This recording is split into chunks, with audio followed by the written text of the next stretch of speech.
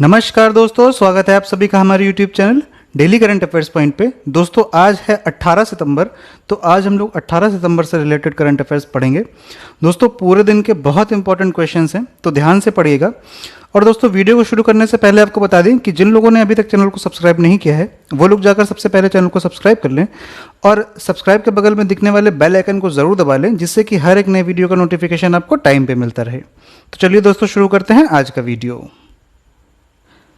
लेह को मनाली से जोड़ने वाली दुनिया की सबसे ऊंची सुरंग बनकर तैयार है, इसका नाम क्या है?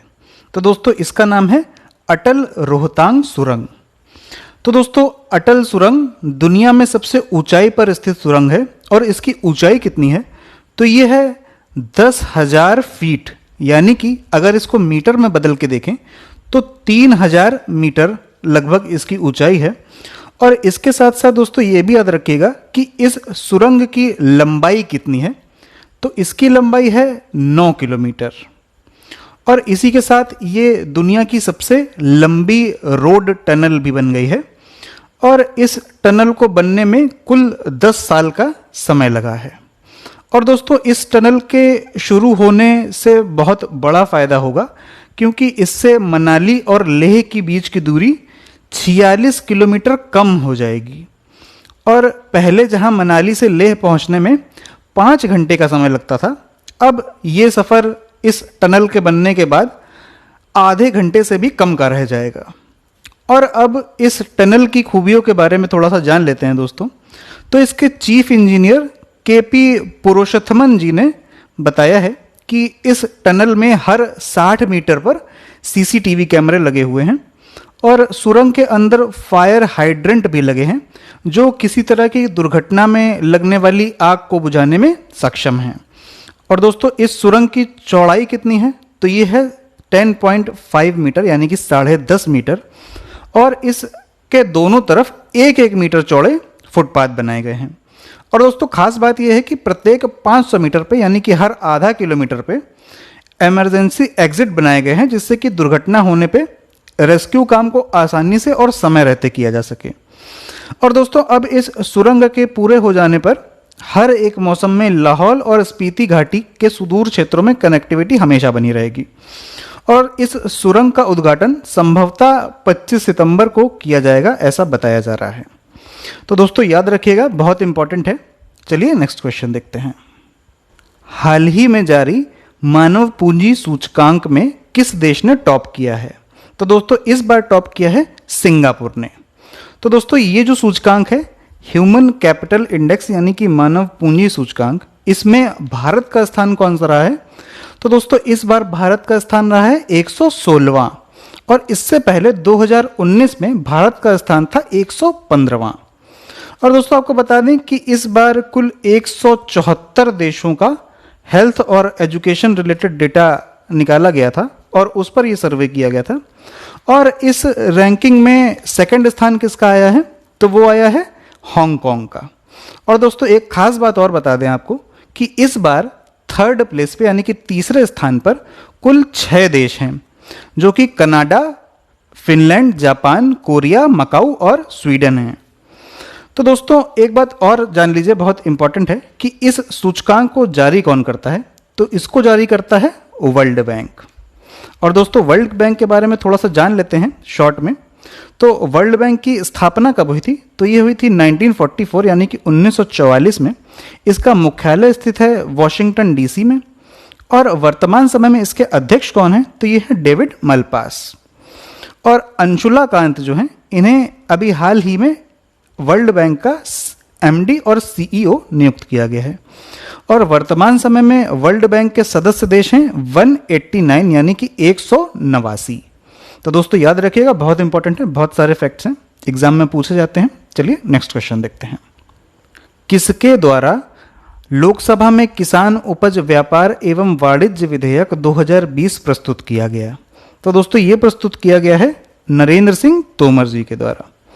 तो दोस्तों भारत सरकार में कृषि एवं किसान कल्याण और ग्रामीण विकास एवं पंचायती राज मंत्री श्री नरेंद्र सिंह तोमर जी ने लोकसभा में किसान उपज व्यापार एवं वाणिज्य विधेयक 2020 प्रस्तुत किया है। और इसके द्वारा ये दावा किया जा रहा है कि किसान की उपजों को बढ़ाया जाएगा और इससे अपने ही राज्य या फिर किसी दूसरे राज्य में कृषि उपजों की मार्केटिंग को आसान बनाया जाएगा। और दोस्तों दावा ये भी किया जा रहा है कि इससे किसान का विकास होगा। चलिए दोस्तों नेक्स्ट क्वेश्चन देखते हैं। हाल ही में कहां पर आयुर्वेद शिक्षण एवं अनुसंधान संस्थान स्थापित करने की घोषणा की गई है? तो दोस्तों ये की गई है गुजरात में। तो दोस्तों हाल ही में राज्यसभा ने आयुर्वेद में शिक्षण एवं अनुसंधान संस्थान विधेयक 2020 को पारित कर दिया है और इससे पहले मार्च 2020 में इस विधेयक को लोकसभा में पारित किया गया था। और इस विधेयक में कहा गया है कि गुजरात के जामनगर में आयुर्वेद शिक्षण एवं अनुसंधान संस्थान यानी कि ITRA, जिसको इंग्लिश में बोलेंगे institute of teaching and research इन आयुर्वेदा, इसकी स्थापना की जाएगी और इस संस्थान को राष्ट्रीय महत्व के संस्थान यानी कि INI का दर्जा दिया जाएगा। और दोस्तों आपको बता दें कि आयुष क्षेत्र में इस तरह का दर्जा प्राप्त करने वाला ये देश का पहला इंस्टीट्यूट होगा। और दोस्तों बात गुजरात की हो रही है तो गुजरात के बारे में थोड़ा सा और जान लेते हैं। तो गुजरात की राजधानी क्या है? तो वो है गांधीनगर। और यहाँ के मुख्यमंत्री कौन है? तो ये हैं विजय रूपाणी जी और राज्यपाल हैं आचार्य देवव्रत। दोस्तों देश का पहला रूफटॉप सोलर सिस्टम गुजरात में ही लगाया गया है और देश का पहला जू इंटरप्रिटेशन सेंटर भी गुजरात के राजकोट में ही खोला गया है। और ये भी जान लीजिए दोस्तों कि देश की पहली रेलवे यूनिवर्सिटी गुजरात के वडोदरा में ही बनाई जा रही है।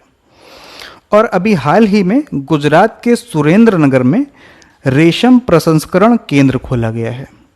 एक इंपॉर्टेंट फैक्ट दोस्तों और जान लीजिए कि भारत की पहली शहद परीक्षण प्रयोगशाला हाल ही में गुजरात के आणंद में स्थापित की गई है। तो दोस्तों बहुत सारे फैक्ट्स हैं, बहुत सारे क्वेश्चंस आ जाते हैं इसी से, इंपॉर्टेंट हैं, याद रखिएगा। चलिए नेक्स्ट क्वेश्चन देखते हैं। ब्रिक्स देशों के राष्ट्रीय सुरक्षा सलाहकारों की वर्चुअल मीटिंग में भारत की तरफ से किसने हिस्सा लिया? तो दोस्तों ये हिस्सा लिया है अजीत डोभाल ने। तो दोस्तों ब्रिक्स देशों के NSA यानी कि नेशनल सिक्योरिटी एडवाइजर के बीच वर्चुअल बैठक का आयोजन किया गया जिसमें भारत के राष्ट्रीय सुरक्षा सलाहकार अजीत डोभाल ने हिस्सा लिया है। और ये ब्रिक्स देशों के NSAs की 10वीं बैठक है और इस बैठक की अध्यक्षता की है रूस ने, क्योंकि इस समय ब्रिक्स और SCO दोनों का ही अध्यक्ष है रूस। दोस्तों बात कर लेते हैं थोड़ी सी ब्रिक्स के बारे में। तो ब्रिक्स का फुल फॉर्म क्या है?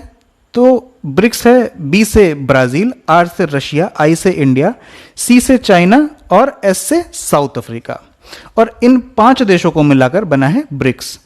2009 में इस संगठन की स्थापना हुई थी। उस समय इसका नाम था ब्रिक, क्योंकि उस समय इसमें साउथ अफ्रीका शामिल नहीं था। साउथ अफ्रीका सन 2010 में इस संगठन में शामिल हुआ है, तब से इसका नाम पड़ गया ब्रिक्स। और दोस्तों एक इंपॉर्टेंट बात और याद रखिएगा कि अगले साल यानी कि 2021 में ब्रिक्स शिखर सम्मेलन का 13वां संस्करण इंडिया में ही यानी कि भारत में ही आयोजित किया जाएगा। इंपॉर्टेंट है दोस्तों, याद रखिएगा। चलिए नेक्स्ट क्वेश्चन देखते हैं। स्कूल शिक्षा और साक्षरता विभाग द्वारा शुरू किया गया एकीकृत शिक्षक प्रशिक्षण कार्यक्रम का नाम क्या है? तो दोस्तों इसका नाम है निष्ठा। तो ये स्कूल शिक्षा और साक्षरता विभाग द्वारा शुरू किया गया एक एकीकृत शिक्षक प्रशिक्षण कार्यक्रम है और इसका नाम निष्ठा रखा गया है। इसका अर्थ स्कूल प्रमुखों और शिक्षकों की समग्र प्रगति के लिए राष्ट्रीय पहल है। और इसका उद्देश्य क्या है? तो इसका उद्देश्य है प्रारंभिक स्तर पर सभी शिक्षकों और स्कूल प्रधानाचार्यों की क्षमता का निर्माण करना। और ये इस तरह का दुनिया का सबसे बड़ा शिक्षक प्रशिक्षण कार्यक्रम है। चलिए दोस्तों नेक्स्ट क्वेश्चन देखते हैं। किस राज्य सरकार ने मुख्यमंत्री महिला कल्याण योजना शुरू की है? तो दोस्तों ये शुरू की है मध्य प्रदेश सरकार ने। तो दोस्तों ये योजना मध्य प्रदेश सरकार ने शुरू की है। तो थोड़ा सा मध्य प्रदेश के बारे में जान लेते हैं। तो वर्तमान समय में यहाँ के मुख्यमंत्री कौन है? तो वो हैं शिवराज सिंह चौहान। राज्यपाल हैं आनंदीबेन पटेल, जो कि उत्तर प्रदेश की भी राज्यपाल हैं। और यहाँ की राजधानी है भोपाल। दोस्तों भोपाल से एक बात और याद रखिएगा कि हाल ही में भोपाल में देश का पहला वेस्ट क्लिनिक शुरू किया गया है। और दोस्तों भोपाल के इंदौर को लगातार चौथी बार देश का सबसे स्वच्छ शहर घोषित किया गया है। और दोस्तों इंदौर से एक बात और याद रखिएगा कि हाल ही में इंदौर के देवीबाई होलकर एयरपोर्ट को इंटरनेशनल एयरपोर्ट बना दिया गया है। और देश का पहला इन्फेंट्री म्यूजियम भी इंदौर में ही बनाया गया है और ये दुनिया का इस तरह का दूसरा म्यूजियम है।